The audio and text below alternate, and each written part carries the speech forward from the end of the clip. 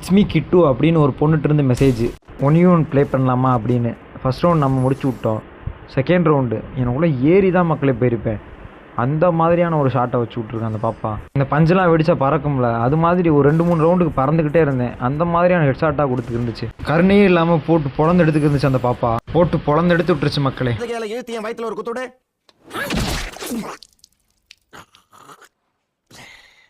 என்ன வேலைமா செய்யற? சித்தாளு வேலை செஞ்சுக்கிட்டு இருக்கேன்.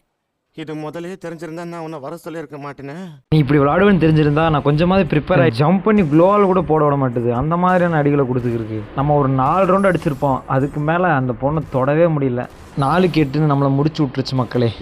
இதோட கேம் ஓவர் ஆயிடுச்சு. விளாண்டு முடிச்சதே நான் ஒரு மெசேஜ் போட்டேன், நீ பொண்ணா இல்லை பையனா அப்படின்னு. நான் பொண்ணு தான், என்ன நம்புங்க அப்படின்னு ஒரு மெசேஜ் போட்டு விட்டு. ரொம்ப நாளாக விளாட்றியாம்மா? எவ்வளோ நாளாக விளாட்றேன்னா 4 வருஷமாக விளாட்றேன் அப்படின்னு ஒரு மெசேஜ். அப்புறம் அந்த தங்கச்சி எனக்கு நிறைய அட்வைஸ் பண்ணாங்க, நீங்கள் நல்லா வளர இந்த தங்கச்சியோட ப்ளஸ் எப்பயுமே இருக்கும்ண்ணா அப்படின்னு. தேங்க்ஸ்மா. அடுத்தடுத்த வீடு சந்திப்பெல்லாம் சாப்பிட்டு தூங்க மகிழ்ச்சியாக இருங்க. பாபாசியும்.